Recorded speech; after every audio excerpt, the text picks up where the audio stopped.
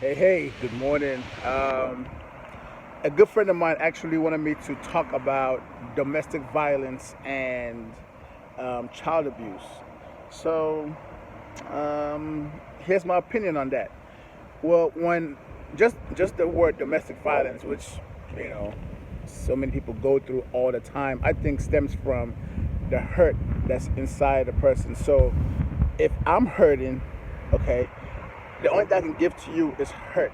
Okay, that's all I can give to you is hurt because I hurt. That's what I have to share. That's what I have to give.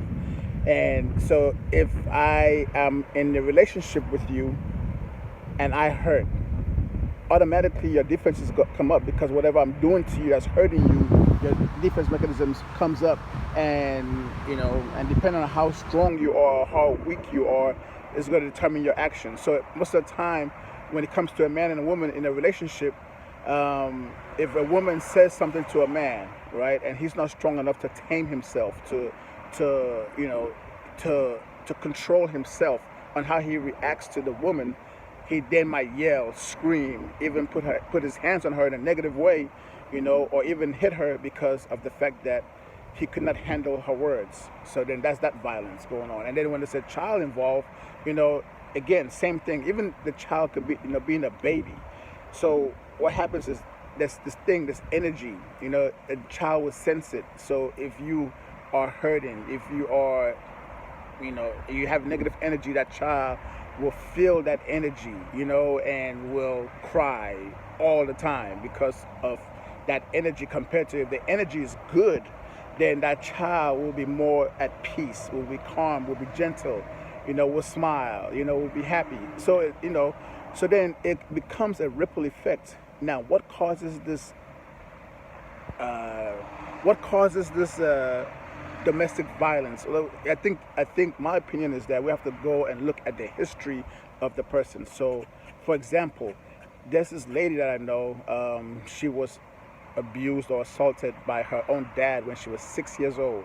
So, at that age, six, she's had a hard time, because she's not dealt with it yet at all, So she's had a hard time, and she's had on like a mask ever since, because if you look at her, she looks wonderful, as far as the physical aspect. She looks wonderful. She looks good, She walks the walk as everything is great, but she is hurting inside. So whatever she does, whatever she touches, it hurts. It's painful. She destroys it because she cannot really maintain friendships with people, even the family. And then her dad, even though he's still around and she has not really talked to him about it, will give her whatever she wants, whether it's especially money. If she needs money, it gives it because, kind of like maybe brush that away. Who knows?